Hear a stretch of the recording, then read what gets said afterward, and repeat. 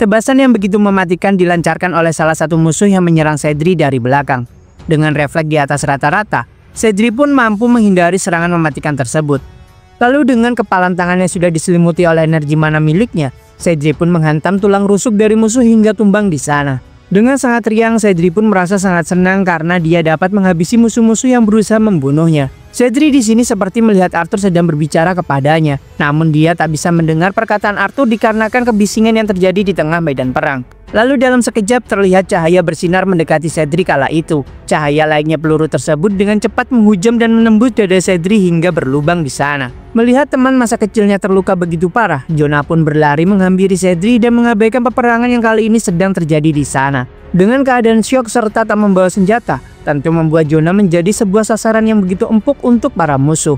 Dua prajurit musuh pun terlihat berusaha menebas Jonah dari belakang. Namun beruntungnya Arthur dengan sigap menebas mereka berdua hingga tewas. Dalam tangis kesedihannya tersebut, Jonah mendapatkan sebuah teguran keras dari Arthur. Karena menurut Arthur, hal yang dilakukan Jonah itu benar-benar salah. Dia mengabaikan perang hanya untuk meluapkan emosi kesedihannya di sana.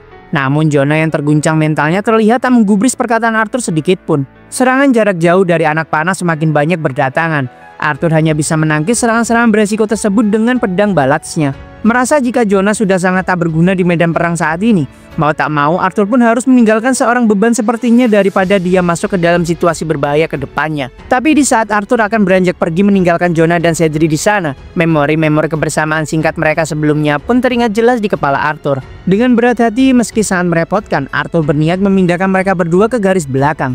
Arthur membuat Jonah pun pingsan agar lebih mudah bagi Arthur saat memindahkan tubuh mereka. Dengan tubuh yang berselimutkan energi mana angin di sana, membuat Arthur dapat menangkis seluruh panah yang dilancarkan padanya. Lalu dalam satu momen ketika salah satu anak panah tepat diarahkan pada wajah Arthur di sana, Arthur pun dengan terpaksa menggunakan teknik static void-nya hingga dalam sekejap waktu di sekitar area Arthur pun terhenti. Dalam waktu sepersekian detik tersebut, Arthur pun menunjukkan perbedaan kekuatannya dengan para musuh yang menyerang. Dengan cara dia menangkap salah satu anak panah yang dilancarkan tepat ke wajahnya menggunakan mulutnya di sana. Singkatnya di garis belakang nampaklah Bu Astera sedang merawat beberapa prajurit yang terluka. Tiba-tiba dia terkejut setelah melihat Arthur yang datang di hadapannya dengan membawa Jonah dan juga Sedri di sana. Arthur di sini meminta pada Bu Astera untuk merawat Jonah dan juga mengurus jasad Sedri.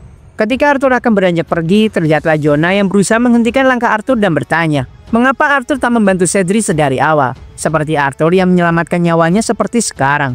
Tentu di sini Arthur tak bisa menyelamatkan seluruh nyawa prajurit yang ada di medan pertempuran. Namun pertanyaan Arthur tersebut segera disanggah oleh Jonah, karena dia melihat sendiri kemampuan Arthur sebelumnya yang seperti bisa menghentikan waktu dan bergerak dengan leluasa saat itu. Tapi dengan tegas Arthur pun berkata jika prioritasnya sekarang adalah memenangkan perang dan bukan menyelamatkan seluruh prajurit di medan perang. Dengan rengekannya, Jonah pun berkata jika Sedri mungkin belum lama mengenal Arthur, tapi jika seandainya dia masih hidup, pasti dia juga berpikiran jika Arthur bukanlah prajurit biasa. Dirasa tak bisa dijelaskan dengan perkataan lembut dan tak menyinggung. Akhirnya Arthur pun dengan keras berkata pada Jonah jika dia turut berbelasungkawa atas kepergian temannya itu. Tapi Jonah juga harus sadar, di luar sana saat ini terdapat musuh yang sangat kuat, bahkan lebih kuat daripada Arthur saat ini. Lalu dengan entengnya Jonah meminta Arthur menghabiskan energinya untuk menyelamatkan semua prajurit yang turun ke medan perang. Jangan bercanda, bahkan kau juga belum melihat pimpinan musuh yang bisa meratakan sebuah gunung hanya dengan jentikan jarinya saja. Dengan penuh rasa kesedihan, Jonah pun tak dapat berhenti menahan tangisnya di sana, karena dia akhirnya berniat untuk melamar Sedri saat ini. Bu Astera pun meminta Arthur untuk menyerahkan masalah tersebut kepadanya, dan juga dia meminta Arthur untuk segera berangkat kembali ke medan pertempuran. Singkatnya kembalilah Arthur ke medan pertempuran. Banyak sekali musuh yang sudah berhasil ditekan oleh prajurit di Chaton saat ini. Arthur pun melihat Vanessa yang bertempur habis-habisan di sana. Dengan tampilan yang sudah cukup berantakan, Vanessa pun terlihat masih dapat bertarung lebih lama lagi. Lalu tiba-tiba suara Sylvie pun terdengar di kepala Arthur. Sylvie dengan segera memperingatkan Arthur untuk berhati-hati, karena ada sosok yang begitu kuat mendekat ke arah Arthur saat ini. Dengan wajah yang panik karena merasakan bahaya yang mendekat pada tempat mereka berada saat ini, Arthur pun dengan segera meminta pada Vanessa untuk segera menarik pasukan dan membawa pertempuran ke arah lain.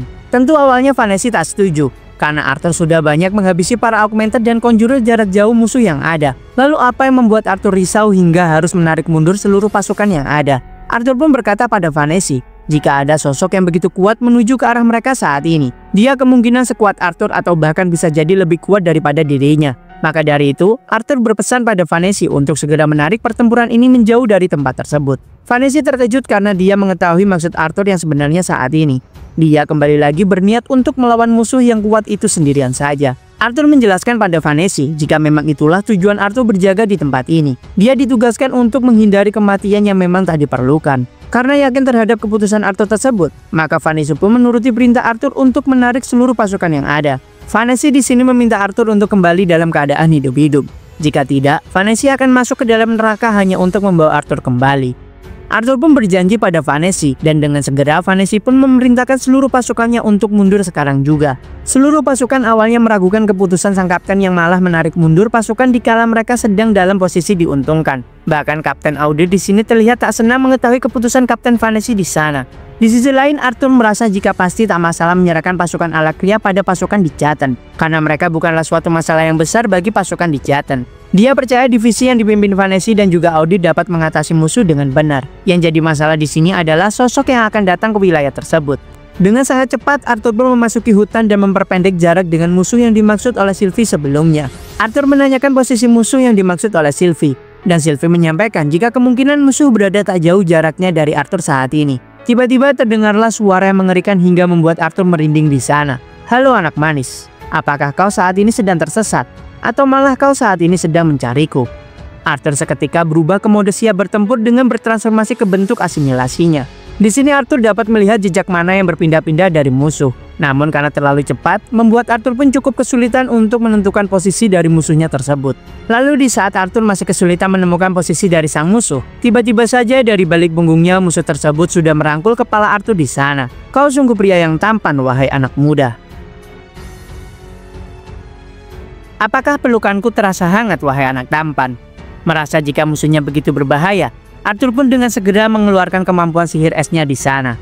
Dia membekukan salah satu tangan dari sang musuh sehingga membuat Arthur dapat lolos dari dekapan wanita jalang bertopeng tersebut. Arthur pun dengan segera mengambil jarak dari sang musuh. Namun wanita tersebut tak membiarkan niat Arthur berjalan dengan mulus. Keluarlah dia dari tempat persembunyiannya yang berada di dalam pohon tersebut untuk memperpendek jaraknya dengan Arthur. Dia merasa harus bertindak tegas pada pemuda tampan yang ada di hadapannya supaya calon peliharanya tersebut tak bertindak kurang ajar. Wanita itu pun memasukkan tangannya ke dalam pohon yang ada di sekitarnya. Lalu seketika luka yang didapatkan dari serangan es Arthur sebelumnya kembali seperti sedia kala.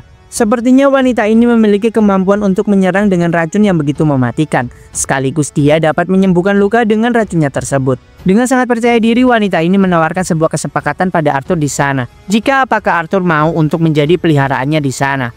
Tentu hal itu ditolak mentah-mentah oleh Arthur kala itu. Merasa calon budaknya sangatlah kurang ajar, dia pun berusaha menyerang Arthur menggunakan tumbuhan jalar beracun yang bisa dia kendalikan. Arthur dengan sigap berusaha menghindari serangan cepat dan mematikan tersebut. Hal ini membuat sang musuh semakin gemas dan bersemangat untuk segera memperbudak Arthur di sana, karena dia merasa telah menemukan barang yang sangat langka dan bagus seperti Arthur. Dalam hati Arthur, dia pun berpikir dan memperkirakan jika wanita gila di hadapannya saat ini berada pada tingkatan retainer ataupun set tentunya. Retainer ataupun set adalah penyebutan para warrior terkuat dari Alakria. Maka dari itu, tak ada alasan lagi untuk Arthur menahan diri lagi di sana. Akhirnya Arthur berubah ke fase full mode bertarung dengan pedang balat di tangan kanannya dan juga sihir es di tangan kirinya. Serangan dari tumbuhan jalar beracun pun dilancarkan sang musuh ke arah Arthur dengan cepat. Layaknya puluhan tangan yang siap mencengkeram tubuh Arthur di sana, tumbuhan tersebut berusaha mendekati Arthur dengan sangat cepat. Arthur pun di sini menebas beberapa tumbuhan jalar tersebut dan bergerak cepat ke arah sang wanita jalang tersebut. Dengan kemampuan sihir es miliknya, Arthur pun membekukan seluruh sisa tumbuhan jalar yang berusaha mencengkeramnya di sana. Arthur di sini berniat menyentuh sang musuh lalu membekukan tubuhnya menggunakan sihir elemen es miliknya. Tapi tiba-tiba keluarlah sebuah racun dari tubuh sang musuh dan membuat Arthur pun harus menarik jarak dari musuhnya tersebut. Meski sudah cukup menarik jarak dari musuhnya, namun racun tersebut tetap saja menyebar di udara dan membuat dada Arthur pun mulai sesak di sana. Bahkan rune miliknya dengan Sylvia mulai memudar, yang menandakan bahwa saat ini Arthur telah kehabisan mana miliknya. Dengan kemampuan sihir elemen anginnya, Arthur pun berusaha sedikit mengurangi dampak racun yang tersebar di udara saat ini. Melalui pertarungan hidup dan mati ini, mana milik Arthur menanggapi will miliknya, seakan-akan membakar dengan lebih terang di saat mananya ditarik keluar dari dalam tubuh Arthur. Arthur berkonsentrasi penuh dan mengeluarkan teknik static void untuk yang kesekian kalinya. Di saat waktu berhenti tersebut, dengan secepat kilat Arthur pun menebas sang musuh menggunakan pedang balatsnya. Namun terlihat jika meski sudah menggunakan pedang balats yang notabene dibuat oleh seorang Ashura sekalipun, Arthur masih belum dapat memotong leher dari musuhnya di sana. Musuh Arthur tersebut terlihat sangat risau setelah topeng miliknya dihancurkan oleh tebasan Arthur sebelumnya. Dia berteriak sekencang-kencangnya sambil mengeluarkan aura energi yang sangat mengerikan dari dalam tubuhnya. Wanita gila itu merasa sangat membutuhkan topengnya di sana. Arthur yang melihat kesempatan ini tentu tak ingin menyanyiakan peluang begitu saja. Dia ingin menusuk musuhnya menggunakan pedang dan balasnya. Lalu dengan kemampuan sihir Arthur, dia akan membekukan sang musuh dari dalam. Bergeraklah Arthur mendekat dan berusaha menusuk sang musuh di sana. Dan akhirnya Arthur dapat menusuk tubuh wanita gila itu dengan cukup mudah. Tapi yang jadi masalah di sini adalah aura yang terpancar dari wanita tersebut berubah tak seperti sebelumnya. Karena Arthur sudah mengetahui keadaan wajah wanita tersebut tanpa topengnya, maka wanita tersebut khawatir jika sepertinya Arthur memang tidak bisa untuk dia jadikan peliharaannya sekarang. Dengan wajah yang begitu mengerikan, dia mengeluarkan nafas beracun layaknya puluhan tangan yang siap menangkap Arthur di sana. Teringat bahwa Arthur sebelumnya dilarang menggunakan teknik ciptaannya sendiri sebelumnya oleh Nenek Mary. Namun apa boleh buat, karena terdesak akhirnya Arthur pun menggunakan burst step-nya dan membuatnya dalam sekejap berpindah ke belakang sang musuh di sana. Arthur dengan sangat cepat membekukan salah satu lengan sang musuh menggunakan teknik Absolute Zero miliknya. Hancurlah salah satu lengan milik sang musuh. Namun hal itu harus dibayar dengan tangan Arthur yang terluka, karena diakibatkan kulitnya yang bersentuhan langsung dengan wanita racun tersebut. Arthur di sini dengan segera membakar kulitnya untuk menyegel racun itu supaya tak menyebar ke seluruh tubuhnya. Karena merasa sudah dipermalukan di sana, maka wanita racun itu pun akan segera memberikan pelajaran pada Arthur di sana. Dia adalah seorang Vritra yang pasti derajatnya lebih tinggi daripada pemuda yang ada di hadapannya. Wanita itu berniat untuk memotong lidah Arthur dan akan menyiksanya hingga dia menurut padanya. Dengan senyum meremehkan, Arthur pun berkata, "Jika memang kau memiliki niatan seperti itu, setidaknya kau harus setara dengan para Scythe untuk mengimbangi kemampuanku." Terpancing dengan provokasi Arthur, wanita gila ini terus meracau tak karuan sambil berniat untuk menghabisi Arthur saja di sana. Kembali lagi aura yang begitu kuat keluar dari dalam tubuh wanita gila ini, sampai-sampai membuat racun di area pertarungan menjadi semakin pekat dan membuat Arthur mulai terdesak. Karena mananya sudah kian menipis, Arthur pun harus segera mengakhiri pertarungan ini. Dengan energi petir gelap yang menyelimuti seluruh kepalan tangannya, kembali lagi Arthur mengeluarkan teknik burst step-nya dan membuat Arthur dalam sekejap berpindah di hadapan wanita gila itu bagaikan kilat. Satu hantaman keras pun dilancarkan oleh Arthur.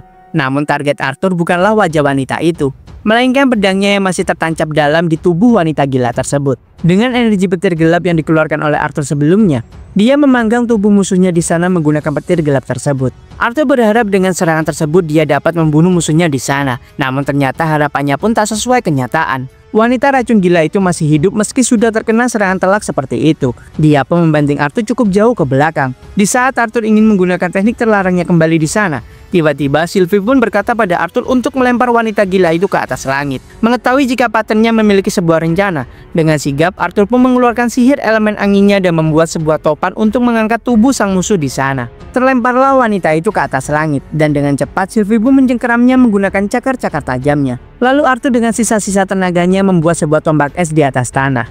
Arthur meminta pada Sylvie untuk menjatuhkan wanita itu di atas tombak es tersebut. Namun alih-alih menjatuhkan wanita tersebut saja di sana, Sylvie ternyata ingin melemparnya dengan sangat keras ke arah tombak tersebut secara langsung. Lemparan kuat Sylvie pun hingga membuat ledakan dan membuat tanah pun berguncang. Arthur sendiri sudah terlihat kehabisan energi dan beristirahat di bawah pohon sejenak. Sylvie yang khawatir segera menghampiri Arthur dan memanggil-manggil papanya yang sepertinya akan pingsan di sana.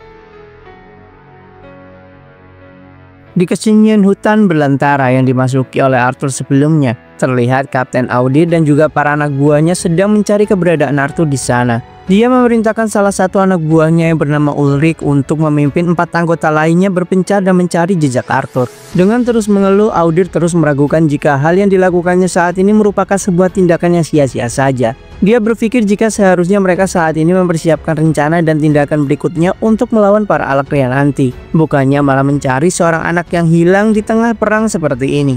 Kapten Glory sebelumnya memerintahkan seluruh pasukan untuk mundur dari pertempuran, dan ternyata Audir akhirnya tahu jika perintah tersebut berasal dari lanses muda seperti Arthur.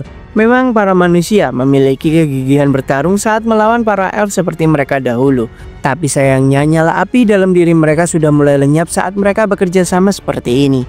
Audir tak tahu mengapa para Alakria yang menyerang tiba-tiba saja mundur, tapi tak menutup fakta bahwa Kapten Glory menarik mundur pasukan terlebih dahulu layaknya seorang pengecut.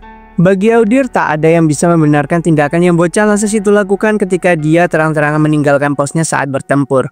Salah satu anak buah Audir melihat ada sebuah bercak cairan hijau yang membuat pohon yang ada di tempat itu meleleh layaknya sebuah lilin di sana. Pohon tersebut tumbang hanya karena sebuah cairan aneh tersebut. Tentu hal itu membuat mereka semua pun keheranan, karena ternyata area sekitar sudah hancur porak-poranda seperti telah terjadi pertarungan sebelumnya. Lalu terdengar suara dari Ulrich yang sebelumnya diperintahkan untuk berpencar. Mereka pun akhirnya menghampiri suara tersebut. Pandangan mereka mulai terhambat karena tebalnya kabut yang menutupi area sekitar. Sampai pada suatu momen, Audir hampir terjatuh pada kubangan kawah yang misterius ada di depannya saat ini. Salah satu anak buah Audir yang memiliki sihir elemen angin pun berinisiatif untuk membersihkan area tersebut dari kabut tebal itu.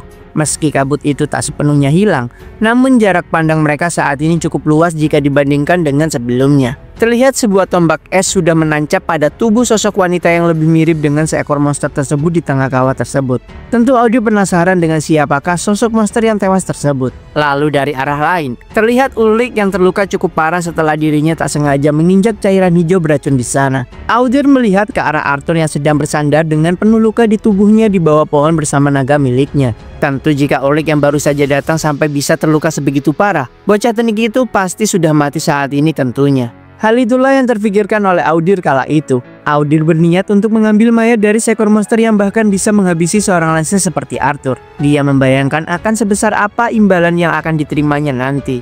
Dia memerintahkan anak buahnya untuk segera membawa jenazah sang jenderal dan juga sang monster yang dilawannya. Lalu salah satu anak buahnya pun turun mendekati mayat sang monster di sana. Tiba-tiba saja tanpa disadari, tumbuhan-tumbuhan menjalar pun bergerak dan mencabik-cabik anak buah Audir di sana hingga tewas. Ulrich pun berteriak pada sang kapten untuk tak mendekati mayat monster tersebut, karena Jenderal Lewin berkata sebelumnya jika mayat itu tak akan menyerang jikalau mereka menjaga jarak dengannya. Dengan wajah yang begitu panik, Audir pun meminta penjelasan pada jenderalnya yang ternyata masihlah hidup di sana.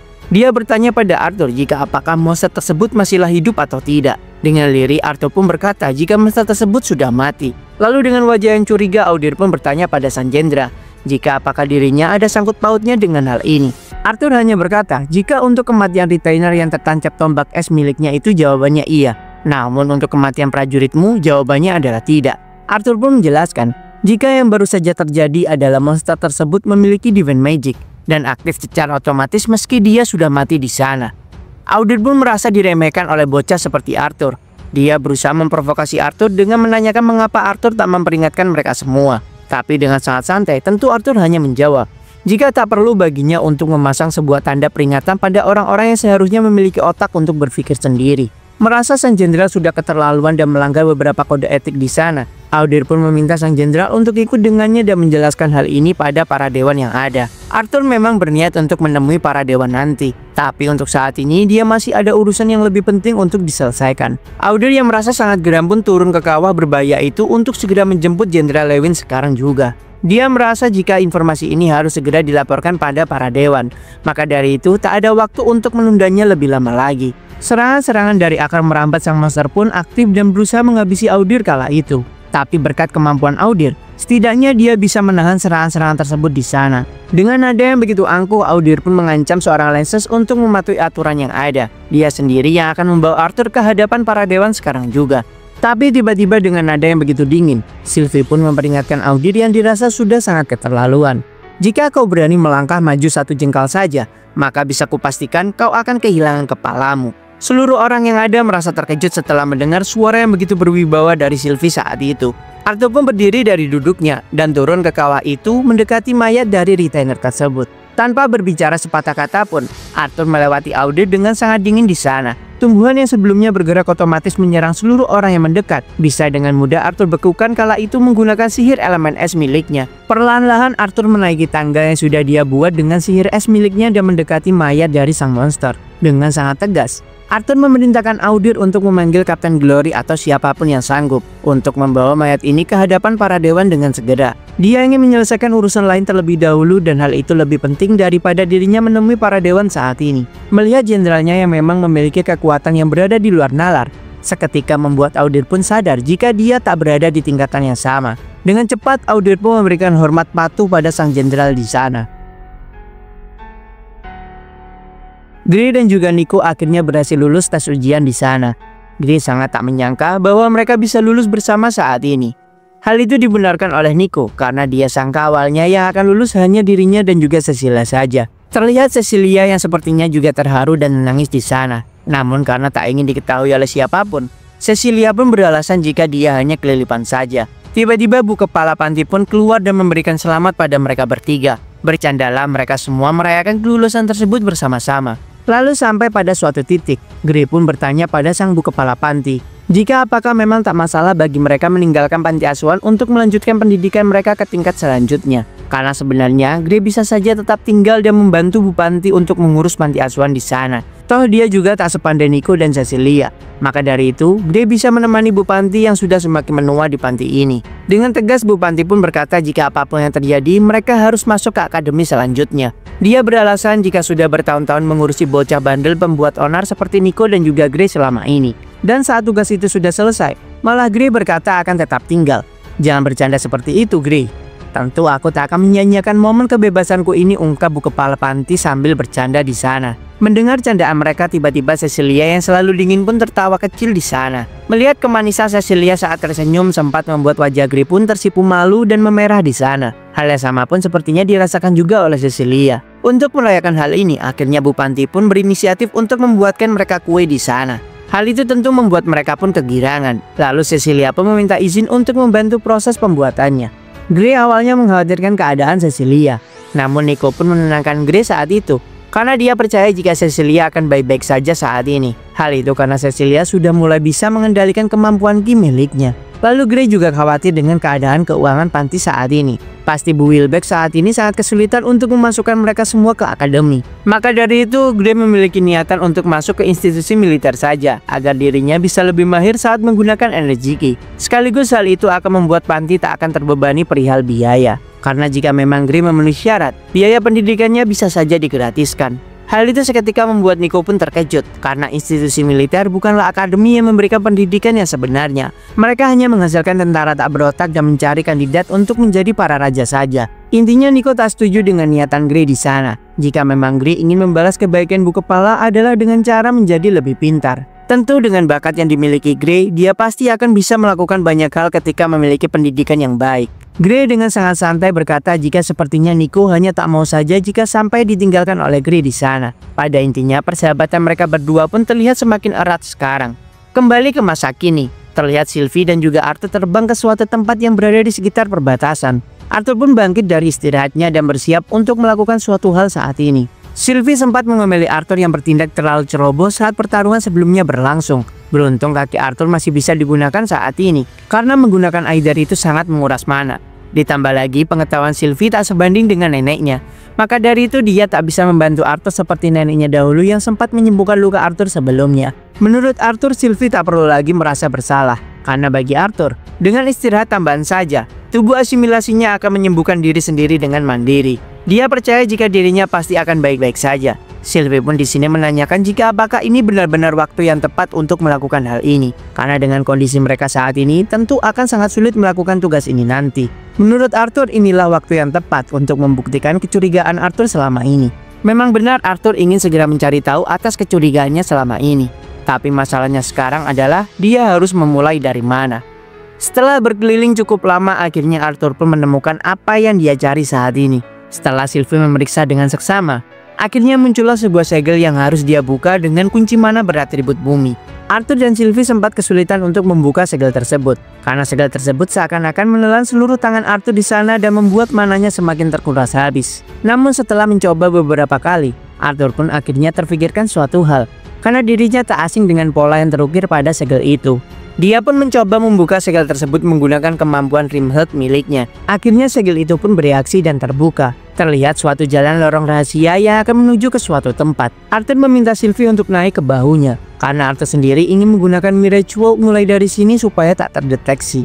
Singkatnya, akhirnya Arthur menyaksikan sebuah pemandangan yang tak biasa. Terlihat sebuah gerbang teleportasi yang menghubungkan tempat tersebut dengan tempat para Vritra berada. Dugaan Arthur selama ini benar, jika ras para dwarf telah bekerja sama dengan para Alakrea. Arthur terus mengintip situasi melalui celah kecil yang berada di balik dinding saat ini. Sempat dia dan Sylvie hampir saja ketahuan oleh salah satu prajurit dari Vritra. Namun beruntungnya Arthur sudah menggunakan Mirage Wall sedari awal, sehingga dia bisa menyembunyikan seluruh hawa kehadirannya di sana. Arthur merasa jika bahasa yang digunakan oleh para Vritra tersebut hampir sama dengan warga di Chatan, meskipun mereka tak pernah berkontak sekalipun sebelumnya selama ini.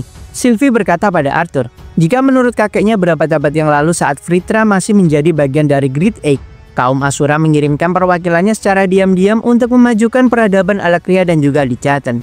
Arthur mengerti jika itu seperti pada momen mereka memberikan artefak pada warga Dijaten dahulu. Sylvie membenarkan hal itu dan menambahkan jika artefak tersebut telah membawa perubahan secara drastis. Hal itu dilakukan para Asura supaya golongan dari ras rendahan tak masuk dalam kepunahan saat itu. Arthur pun tak habis pikir sekacau apa zaman itu, karena sampai-sampai mereka harus dibantu oleh dewa untuk bertahan hidup. Karena dirasa sudah cukup untuk mengumpulkan informasi saat ini, Arthur pun segera mengajak Sylvie untuk segera beranjak dari tempat tersebut. Namun saat akan meninggalkan tempat persembunyiannya di sana, terdengarlah suara lantang yang menyambut kedatangan seorang penting dari arah gerbang teleportasi. Muncullah satu sosok wanita bertanduk yang keluar dari gerbang teleportasi saat itu. Dia adalah salah satu Scythe yang agung dari Fritra. Arthur berpikir jika dia baru saja mengalahkan seorang retainer dan sekarang sudah siap untuk melawan seorang Scythe. Tapi pemikiran tersebut sepertinya terlalu terburu-buru menurutnya setelah melihat sosok wanita tersebut. Diketahui jika sepertinya sosok Scythe itu sedang mencari salah satu rekannya di sana dan para bawahannya pun melaporkan jika memang kedatangan nona tersebut sudah ditunggu-tunggu oleh kapten mereka sebelum memutuskan untuk menyerang pihak Dijaten. Lalu sang bawahan menanyakan perihal Scythe yang baru pada pimpinannya itu. Karena sang bawahan diperintahkan oleh Komandan Uto membawa calon Scythe yang baru ke hadapannya. Lalu informasi didapatkan jika calon Scythe itu belum siap saat ini dan masih dalam proses pematangan di bawah pengawasan bawahannya. Dalam hati Arthur sangat takjub dengan sosok Scythe yang ada di hadapannya saat ini. Karena di balik sosok kecil yang terlihat anggun tersebut, terlihat sebuah kekuatan dalam jumlah yang tak dapat diduga. Arthur merasa seperti seekor nyamuk yang sedang menatap datangnya sebuah badai di sana. Di saat yang bersamaan, sosok Scythe tersebut melirik ke arah keberadaan Arthur dan juga Sylvie di sana. Tentu Sylvie dan juga Arthur merasa sangat panik seakan-akan mereka sedang menghadapi suatu keputusasaan. Dengan lirikannya saja, hal itu membuat Arthur pun merasakan kengerian yang teramat sangat. Lalu salah satu anak buahnya pun menyampaikan jika waktu pertemuan sudah tiba. Dia pun akan mengantarkan nona Scythe tersebut ke tempat pertemuan. Dengan senyum tipis manisnya, nona Scythe tersebut seakan-akan sudah tahu dan membiarkan Arthur begitu saja mengintipnya dari sana. Dia pun pergi meninggalkan tempat tersebut untuk segera memulai pertemuan yang sudah dijadwalkan. Sylvie yang panik sempat mengajak Arthur untuk pergi dan segera terbang saja dari sana. Namun Arthur berusaha menghentikan niatan Sylvie itu, karena hal itu pasti akan sangat membahayakan untuk kondisi Sylvie nanti. Arthur tetap berusaha positive thinking saat ini, karena jika memang wanita tadi sudah melihat mereka, mengapa dia tak mengejar Arthur dan Sylvie saat ini? Arthur yakin jika teknik Mirage Walk-nya sudah aktif dari tadi, dan membuat wanita itu hanya merasa melihat sesuatu saja. Pada intinya mereka harus segera keluar dari tempat ini. Sylvie tentu mengkhawatirkan keadaan Arthur saat ini, karena kondisi Arthur benar-benar terlihat sangat kelelahan, sampai-sampai untuk berjalan pun susah di sana. Beralih ke istana melayang di wilayah Dijaten, nampaklah Ellie yang ditegur oleh Audir karena berada di wilayah yang tak seharusnya ditempati oleh seorang anak kecil. Ellie berkata jika dia di sini hanya untuk menunggu kakaknya tiba. Audir tentu penasaran dengan siapakah kakak yang dimaksud oleh bocah kecil di hadapannya. Dengan nada yang sangat dingin, Ellie pun memperkenalkan nama kakaknya di sana, jika nama kakaknya adalah Arthur Lewin. Seketika hal itu membuat Audir pun terkejut karena kedua saudara itu memiliki aura yang sangat mirip, ungkapnya. Audir di sini menyarankan Ellie untuk menunggu kakaknya di dalam saja, karena sudah ada tim medis terbaik yang disiapkan untuk kakaknya Ellie di sana. Terkejutlah kembali Audir setelah melihat Bu kala itu. Dia tak menyangka jika adik jenderalnya Lewin memiliki makhluk ikatan juga. Dengan nada kesalnya, dia merasa jika tata krama dalam keluarga Lewin sudah hilang di sana. Dengan nada mengejek, Ellie pun mencoba menggoda Kapten Audir saat itu. Hal itu membuat Kapten Audir pun kesal dan meninggalkan Ellie dan juga Bu di sana. Ellie sempat keheranan mengapa kali ini terlihat tim medisnya lebih banyak daripada yang biasanya. Ellie hanya bisa percaya jika pasti kakaknya akan baik-baik saja dan pulang dengan selamat. Dia adalah sosok yang pantang menyerah. Lalu tiba-tiba dengan tergesa-gesa, tibalah sosok naga yang ditunggu-tunggu oleh mereka semua. Sylvie membawa sosok Arthur yang sedang terluka parah saat ini. Hal itu sempat membuat semua orang menjadi terkejut dan panik, tak terkecuali juga Ellie yang menyaksikan kakaknya sedang tak sadarkan diri sekarang. Seluruh tim medis dengan cepat mencoba memeriksa kondisi Arthur di sana. Dengan sangat lantang, Sylvie pun berkata, jika manakor milik Arthur saat ini telah terkuras habis. Dia sudah tak sadarkan diri sekitar 4 menit yang lalu. Kakinya juga sudah mati rasa. Ditambah dia mendapatkan luka bakar kimia yang sangat parah di sisi kanan tubuhnya. Sylvie dengan segera memerintahkan mereka semua untuk memprioritaskan perawatan pada manakor Arthur dan juga transfusi darah. Ellie pun di sini terkejut karena ternyata Sylvie dapat berbicara menggunakan bahasa manusia seperti mereka. Singkatnya, setelah seluruh perawatan sudah dilakukan, terbaringlah Arthur di sebuah kamar untuk beristirahat. Setelah Arthur terbangun, dia tentu kebingungan dengan hal apa yang sebenarnya sudah terjadi kepadanya. Karena mengapa juga di sana ada Ellie dan juga Bo. Lalu sang dokter menjelaskan jika adik Arthur selalu berada di samping Arthur selama pengobatan sedang berlangsung. Dan diketahui dari informasi yang diberikan oleh sang dokter, Arthur telah tak sadarkan diri selama 2 hari lamanya. Seketika hal itu membuat Arthur terkejut dan berusaha bangun dari tempat tidurnya. Tentu Arthur di sini merasa sangat kesulitan untuk melakukannya. Sang dokter memperkenalkan diri jika dia adalah Dr. Mendul dan bertugas menjadi kepala medis di Istana Melayang saat ini. Dia meminta izin pada Arthur untuk melakukan sebuah operasi penting di sana. Arthur sempat mencari Komandan Virian karena ada hal penting yang harus dia sampaikan sekarang. Namun sayangnya Komandan Virian sedang pergi bersama Kapten Audir, Kapten Glory, dan juga Jenderal Aya saat ini. Arthur di sini sangat mengkhawatirkan jika mereka nanti akan bertemu dengan pasukan Alakria atau yang lebih buruk lagi mereka sampai bertemu dengan salah satu site itu. Arthur pun bertanya pada Sylvie jika mengapa Sylvie tak memberitahu Virian sebelum mereka kembali ke perbatasan selatan. Dengan ketus, Sylvie pun menjawab pertanyaan Arthur. Lalu apakah kau ingin diriku meninggalkanmu terbaring lemas selama 2 hari sendirian saja? Setelah kita mengetahui ras dwarf telah berkhianat dan beraliansi dengan pihak musuh. Apakah otakmu juga ikut koma saat ini? Keberadaan Aldir juga tak bisa diketahui oleh siapapun selain Komandan Virian itu sendiri. Kembali lagi sang dokter meminta izin perawatan lebih lanjut pada sang Komandan Lewin. Arthur pun mengizinkan sang dokter melakukan hal itu. Tapi Arthur penasaran dengan diagnosa yang sudah didapatkan oleh para dokter tersebut. Pada intinya, sang dokter adalah seorang deviant yang bisa melihat lapisan-lapisan dari tubuh makhluk hidup manapun. Kerangka, otot, dan juga saraf-saraf semuanya dapat dia lihat dengan baik. Dia menyampaikan jika Arthur mengalami cedera yang sangat kompleks dan juga unik. Bahkan sang jenderal bisa sadar sampai saat ini pun itu berkat level dari mana core dan juga tubuh asimilasi yang jenderalnya miliki. Arthur pun kembali lagi berterima kasih pada Sylvie di sana. Dan untuk Sylvie sendiri, dia merasa trauma jika harus melakukan hal seperti ini lagi ke depannya. Lalu Arthur menanyakan perihal perawatannya pada sang dokter. Singkatnya, Arthur harus melakukan sebuah metode operasi khusus jika ingin berjalan dengan normal kembali tanpa menggunakan mana terus-menerus. Proses tersebut akan memakan waktu yang cukup lama dan juga sangat menyakitkan. Maka dari itu, mereka perlu meminta persetujuan dari Arthur sebelum melakukan tindakan tersebut. Arthur pun mempersilahkan sang dokter untuk segera melakukan operasi tersebut, asalkan dia tak memberitahukan rincian detailnya pada adik Arthur. Bo yang melihat Arthur akan segera dioperasi pun mengerti dengan gestur yang diberikan oleh Arthur di sana. Sang dokter juga menyampaikan jika setelah mendengar kondisi Arthur sebelumnya, Komandan Virian segera bergegas mengumpulkan para mage paling elit dari ketiga ras untuk memulihkan kondisi sang Jenderal Lewin. Lalu akhirnya proses pun dimulai. Kesadaran Arthur pun perlahan-lahan dihilangkan dan dia pun dibuat pingsan. Tirai pun ditutup saat itu oleh sang dokter. Dan yang membuat Sylvie terkejut adalah dia melihat sosok yang tak asing melewati ruang tersebut tanpa menoleh sedikit pun.